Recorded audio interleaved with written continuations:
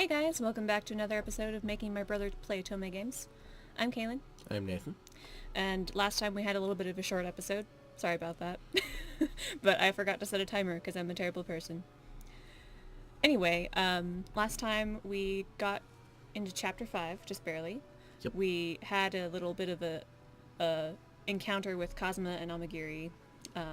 Yes. And then Sen kind of showed up and helped us out a lot. A lot. A lot. He's no longer after us for our jeans. Yay! Yeah, so Sen basically decided... Why he wants our pants, I will never know. Why does he want the pants? Pants. Anyway, so we made it to Osaka Castle. We found out that Yamazaki and Inoue had been killed. But everyone else seems to be okay. A moment of silence for those we've lost. Remind me who Yamazaki and Inoue were. Yamazaki was the ninja guy. Ah, right. And Inoue was the first guy you meet in the headquarters. The nice old guy. Nice old guy. Yeah. So they're gone now. Disappointing. Yeah. Although in other routes their deaths are a little bit more notable. In this one it was just kind of like, by the way. Anyways. By the way, they're dead. All right. Anyways, moving on into chapter 5. I believe you read this part in the last one, so Nope, carry on. I'll go ahead. The Shinsengumi was given a Hatamoto mansion in Edo to use as their headquarters. I don't remember what that word means, by the way. For the last several days, however, most of the leaders had been out. Do you know exactly what headquarters means? Well, I know what headquarters means. So picky. You didn't specify. Pardon me. Go ahead. Since Kondo was still recovering from his gunshot wound, Hijikata had taken his place for the time being, and was out conferring with the shogunate nearly every day. Okita's condition had not improved, and he remained apart from the Shinsengumi in Dr. Matsumoto's care. One would wonder, though. Yeah. The ninja guy, Uh-huh. is he really dead? Is he really dead? He is a ninja. He is a ninja. I mean... There is that. Yeah. Sometimes you think you killed the ninja. But come really? to find out, you didn't really kill the ninja. Okay. We'll go with that. We'll go with that.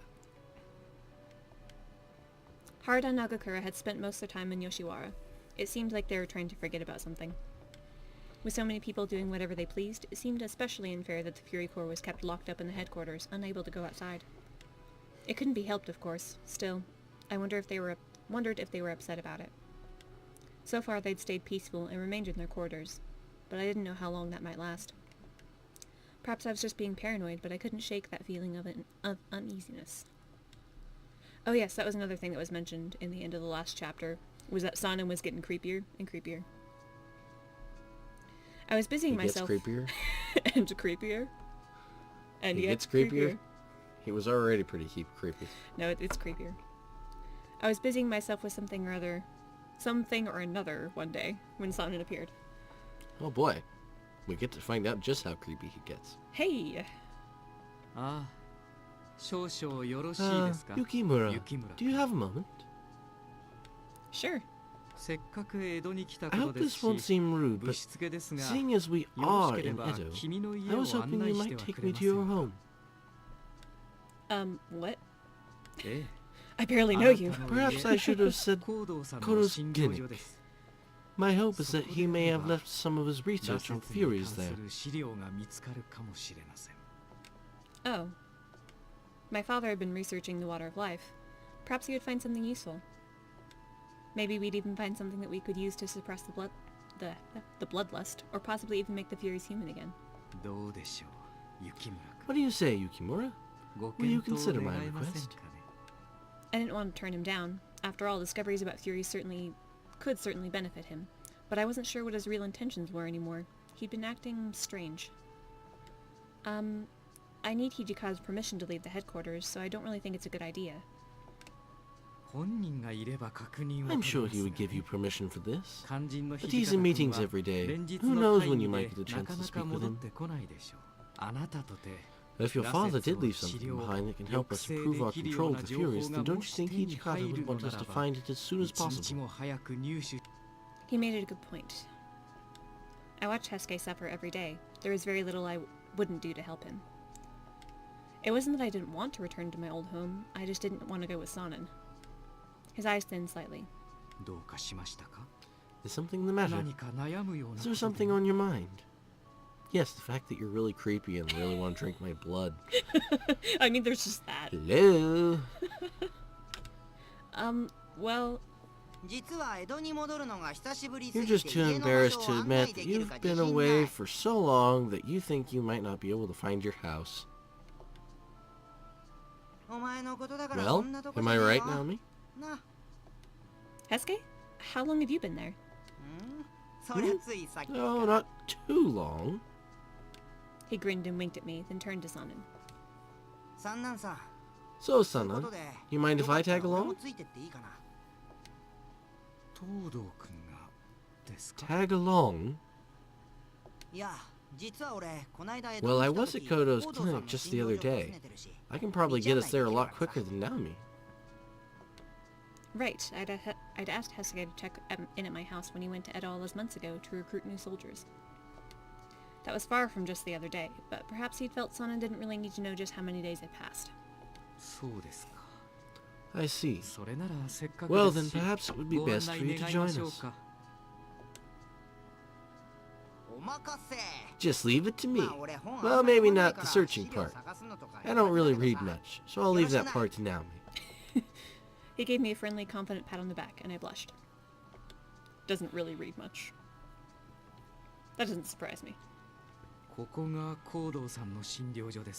This is Kodo's clinic. Rather impressive, considering he worked alone. I hadn't seen it in years, and yet my old home still welcomed me back. There was a scratch on the wall from a prank I'd played on my father, and a childish drawing that I'd made on another wall one day when I was especially bored. The warmth of nostalgia crept through my body as I looked around at the only home I'd ever known. Thank you for coming with me, Heisuke. I'm sorry you had to go to all this trouble. Ah, it's nothing. Don't worry about it. I mean, if there's something here that can help the Furies, that's definitely something that interests me. Besides... And here his voice dropped until only I could hear it, as his eyes flicked to Sanan's receding back. Just as I thought, he was suspicious of Sanan as well. Who wouldn't be suspicious of Sanan at this point? My father's room was filled with Western books on anatomy and medicine, and bottles of medicinal plants and pills filled all the shelves. It was undoubtedly a treasure trove to anyone with some knowledge of medicine, but the books and medicines had meant little to me as a child, and I'd often found myself in trouble for touching or moving them. Alright, where do we start? I had a quick look around last time, but I wasn't looking for books and stuff back then.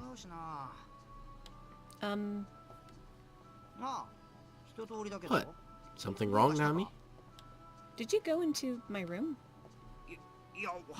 What? No, I didn't. I mean, how would I even know which one's yours? There'll be plenty of time to flirt later. For now, if you see anything that mentions Furies, please bring it over here. I'll look through it. Even books on human anatomy would be useful. Or anything about improving physical strength or tissue regeneration. I nodded and we went off to look through the piles of books and papers my father had left behind. My thoughts drifted to the past. It seemed like he was in here treating someone every day. Flashback! I wonder where he is right now. His soft smile floated up from my memories, and I felt tears spring to my eyes. I quickly rubbed a hand across my face, embarrassed, but there was so much here to remind me of him. Sometimes it seemed almost as if he was just about to walk through the door. What? It's been too long. Oh, well, no, I suppose not. No matter. How are you, Naomi? Sen? What are you doing here? I'd nearly fallen over in surprise when she appeared, and my heart was only starting to beat again. Sen just smiled. Whatever do you mean? Did I not say we would see you in Edo? I suspected you'd come here, so I thought I'd wait. Just lying in wait. I see you brought young Master Todo, and Sanan, was it? Yeah, thanks for what you did the other day. You really saved our asses. I'll say. You are the girl who claims to be a demon, I believe. What is your business here? Sen smiled and greeted both Heisuke and Sanan with a nod, then turned to me. Before we speak of anything else, I fear I have done you wrong. Oh? Suddenly she bowed deeply. To me. I must apologize for my behavior at our last meeting. My words called into question the quality of your heritage, and perhaps even of your character. I am so very sorry. What? She's so cute. Girl!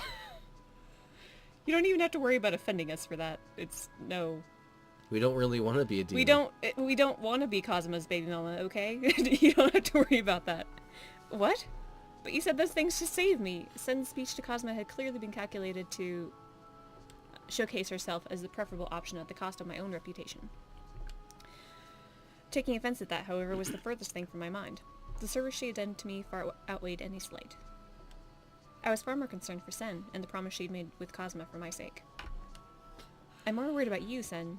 You made some pretty serious promises to Kazuma about, well...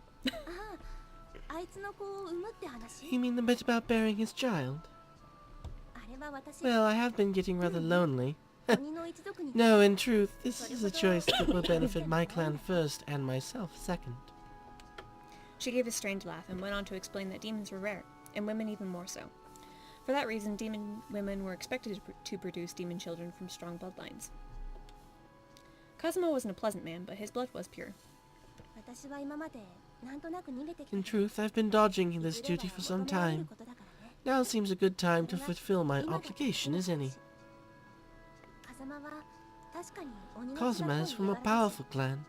His blood is pure and his lineage is excellent. But still. But you don't even love him. What's that matter these days? These days, you know.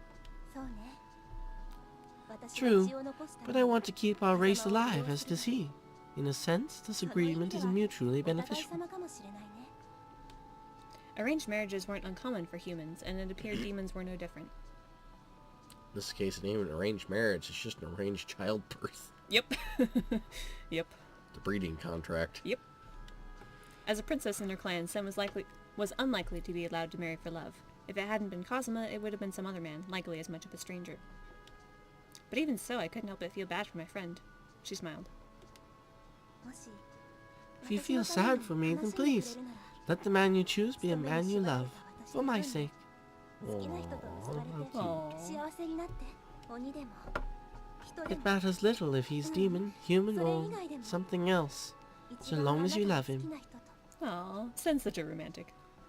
I saw her eyes look past me toward Heisuke and Sanan. Well, don't look at Sanan. Don't look at Sanan. No. No, don't even. Nope. No, don't look at Sanan. Nope. Sen. I wasn't sure what to say, so I just looked down at my fidgeting hands. Oh, come now, don't be like that. After all, I have not come here for the sole reason of lecturing you on love. Kimigiko has investigated the furies. Oh, do tell. What? Suddenly the air changed. As did the music. As did the music. Heisuke and Sanan both looked up, and I could feel their interest like a fire at my back. Did you learn anything about the furies? Or perhaps about the water of life? Indeed we have. Before they came to you, the shogunate conducted fury experiments of their own, with undiluted water of life. I thought perhaps you should know the outcome of those experiments. My stomach twitched. The water of life has a certain connection to the demon race, but not necessarily to you and I. You see, it was the blood of demons from the west, from France. French demons. We always knew the French were all crooked. Oh. Wait, you're telling me there are demons outside of Japan? Well, duh, hello. Of course. Yes, no. There are creatures that are much like us in some ways, and quite different from us in others. They have the same strength and healing abilities that we do, But while these Western demons suffer from bloodlust and feel weak under the sun's rays, we Japanese demons do not. It's all the careful breeding. Then, the weakness the furies have aren't the result of some mistake? We just inherited them from the Western demons? This is fascinating. So this demon blood is what allows the water of life to give such godlike power to humans. So basically they just should have made the water of life from Japanese demons, and maybe this wouldn't be a problem. Yeah, they just needed to They just needed to hang out with Cosmo. yeah. Wait, no. Godlike? Don't be ridiculous. You do not understand the consequences of forcing demonic power into a human shell. She sighed heavily and shook her head. I got the impression that it wasn't Sanan's ignorance that disturbed her, but his interest. Whatever news she had for us was not good, but Sanan seemed oblivious. It's because Sanan's twisted at this point. Yep. Heisuke, on the other hand, seemed to have noticed the same things I had. His eyes flicked to mine for a split second before going back to Sen. What do you mean by that? Is there more than just being weak during the day and going crazy for blood? As you know, Furies share the same regeneration and strength as demons, but the original body of the Fury is still human. Cut to the chase, woman. What are you getting at? A human body is different from a demon's. The demonic power the water of life grants is too much for it. Every time a Fury heals their wounds or uses their newfound strength, they chip away at their lives. What? I didn't understand what she was trying to say. Chip away? I barely even heard him. My ears were buzzing and my entire body felt suddenly cold. If Sen meant what I thought she did... When I spoke, my voice shook. Then, Heisuke and Sanan... During the experiments the shogunate conducted, each of the men turned to Furies, used up the life they had, and turned to ash, without exception. To ash? No, that's not possible. What are you saying? You mean Sanan and I are just gonna die soon? You needn't believe me if you don't care to, but remember that I warned you. If you do not wish to unduly shorten your lifespan, refrain from the use of your fury powers.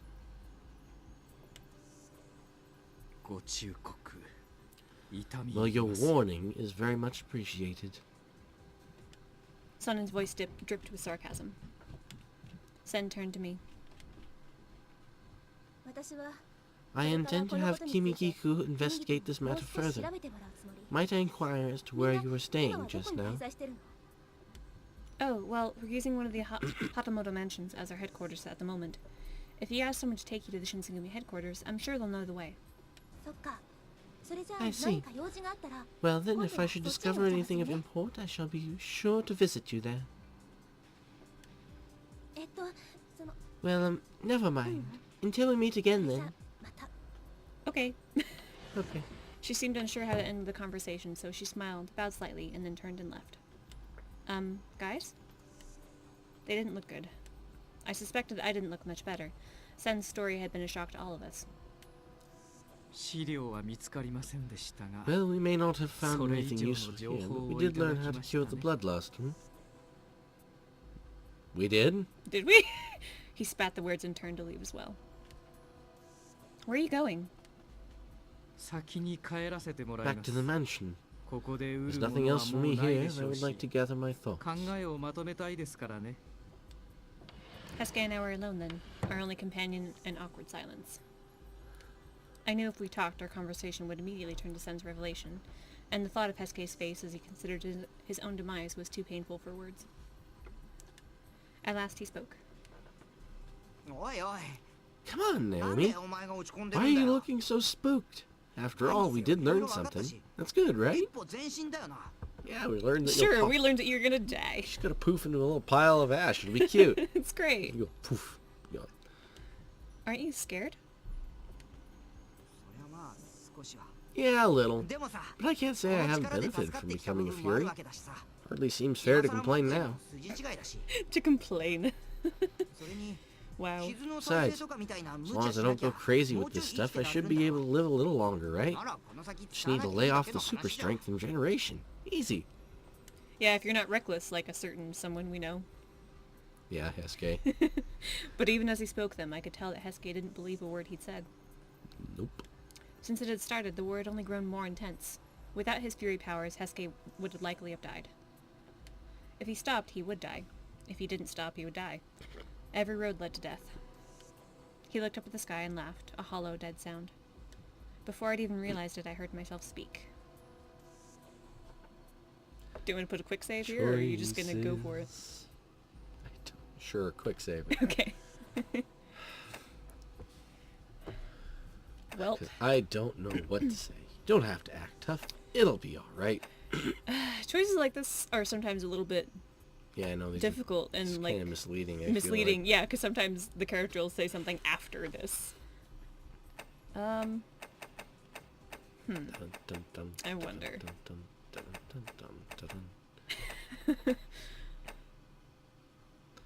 You don't have to act tough, or it'll be alright. Choices. I don't know what to say. It's been It's so not long. gonna be alright. So you don't have to act tough. You don't have to act tough, Heisuke. What are you talking about? I'm not acting. Sure. He is tough. Sure. Yes, you are. Just watching you try to smile hurts. I grabbed hold of his sleeves and turned him to face me. The color had drained from his face, except for a few mottled patches on his cheeks, and his movements were stiff and jerky. I could hardly blame him. Death is much more frightening when you can see it coming. I know I can't really do anything for you, but please promise me that you'll tell me when you're having a hard time. I don't want you putting on an act for my sake. My voice dropped to a mumble by the end, and I found myself staring at the floor. Heisuke laughed. Thanks, Naomi. I don't know if I can keep that promise, though. I don't know. I got a point. You did get a point. Good job. I've got a point. Yes, a very good point. You know me, I'm a show-off. I always gotta act tough in front of a girl. I mean, in front of you. It's just what guys do, right? And besides, I know I'd die before I'd let something happen to you. So, I don't think I can really make that promise. Oh, Heisuke. Even after learning he'd probably die long before his time, he was still trying his best to look cool. It was hard for me to fault him, though, because whenever he smiled it was like the rain stopped and the sun peeked through the clouds. Aww. Aww. Heisuke, you're such an idiot.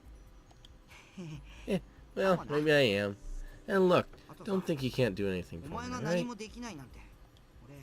Just having you around makes me happy enough. So, thanks again. No. No matter how I might be feeling, Heisuke would always have a smile for me. That was just the sort of man he was. Gotta try and act tough. Gotta try and act tough. The cold February air hit us the moment we stepped outside. Aren't you cold? Hmm? Oh, no, I'm alright. I have sleeves. Sorry. Smartass. Unlike someone. Isn't winter almost over? It should be spring soon. Only a year ago, we've been dealing with the events surrounding the creation of the Guardians of the Imperial Tomb. In just a single year, so much had happened. Yeah, you're right. It's almost spring. Naomi, I was thinking about what Sen said earlier. Oh? Well, she said that if we use our fury powers a lot, then we'll turn into ash. But if that's the case, then why hasn't something happened to Sanan yet? Yeah, he's been a fury for a while. I hadn't thought of that. It had been a while since Sanan had become a fury. 3 years, in fact, if I was doing the math right. During that time, he'd fought in plenty of battles and used his fury strength and healing countless times, but he hadn't turned to ash or even shown signs of suffering from the bloodlust. Well, I think he's shown a few signs of suffering from the bloodlust, you know, the whole... just a touch. Trying to kill you. Trying to kill us. Then you think maybe Sen got something wrong? Well, I don't know about that. I was just thinking maybe he does get the bloodlust, but Heisuke? What's wrong? Uh-oh. Bum bum bum! He was bent double with pain, and the sudden sweat was already beginning to give his skin a sickly shine. When he swallowed, it was clearly with great effort, and I could hear pain in every breath he drew. I had seen him like this before. What are the chances? I knew what I had to do. Do you remember me explaining this feature of the game to you? Yeah. Yeah. Yeah. Yeah. So there's literally no consequences for giving them blood every time. And it's just kind of the best way to go about this. Why not? I pulled up my sword and drew it across my arm. Here, Heisuke, drink this.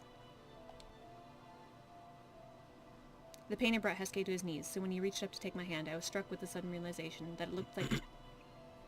that he looked like a man begging a priest for forgiveness. Okay.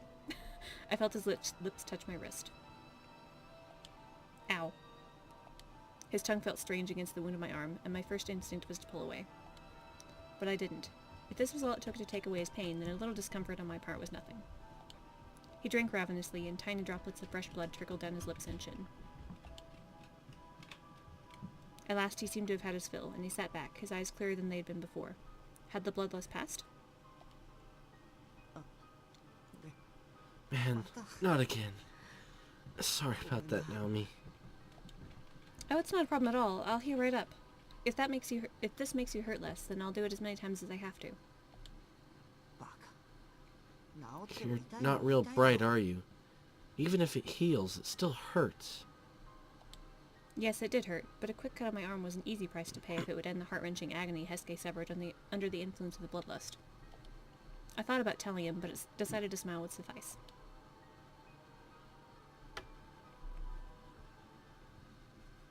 Several days passed. The Shinsengumi was renamed the Kyoyo Regulatory Company in an attempt to disguise themselves from the Imperial Army, and sent to secure the area surrounding Kofu Castle. Tofu Castle? Tofu. There's in the Hakuouki musicals, there's a joke about them calling it Tofu Castle. Kondo returned along with new orders after his long absence.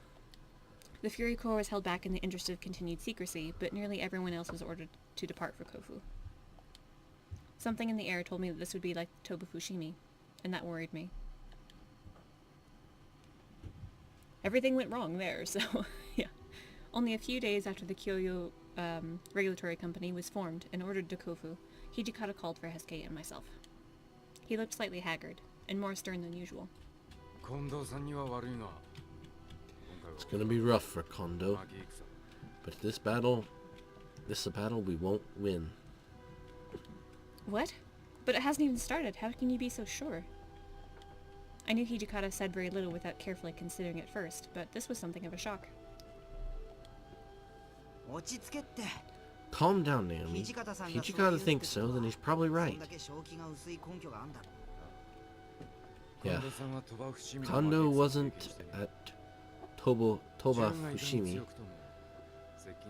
He still thinks we can win if we get in close, regardless of how powerful their guns are. It's not that easy. Kondo's courage and, if we were to be honest, recklessness, had helped inspire the Shinsengumi in the past, but this was a different sort of enemy from any they fought before. For a moment I was back at Toba Fushimi, the air thick with deadly bullets. I shivered. But if you already know you're going to lose, where are you going? Because honor. You know, Kondo, you really think he'd back down from a fight? Ever? No. Most I can do is try and limit our casualties. Which is why you're here. I want you two to prepare for our counterattack. Work with Matsumoto and gather up as many guns and as much ammo as you can. Such an order was nothing strange of Heisuke, but it was rare for Hijikata to directly order me to do anything that didn't involve tea. Perhaps it was nothing more than an indication of how desperate our situation was, and yet... Hijikata, are you sure you want me to stay here? I'm not supposed to go with the regulatory company? Why send you to a battle we know we're going to lose? No, safer to stay here. Well, maybe not as safe as I'd like. Hey, come on, I'm gonna be here. And a bunch of the other guys. You're hurting my feelings, Commander. He grinned, but Hijikata just shook his head. There was no trace of a smile there. Indeed, his frown deepened even further. Not doubting you, Heisuke. Have you ever heard about the killer who's been running around Edo? I saw one of his victims. Body was cut up so bad we couldn't even identify it. I didn't know about Heisuke, but I'd certainly heard the rumors. And it's probably about time to end this episode, isn't it? And my guess is that Sanan's probably the person who's running around hacking people up. Just a wild guess. Well, hey. We don't know that yet. I'm just saying. I'm feeling a possibility here. Well, I guess we'll have to find out next time. Next time. Until then, bye. Bye.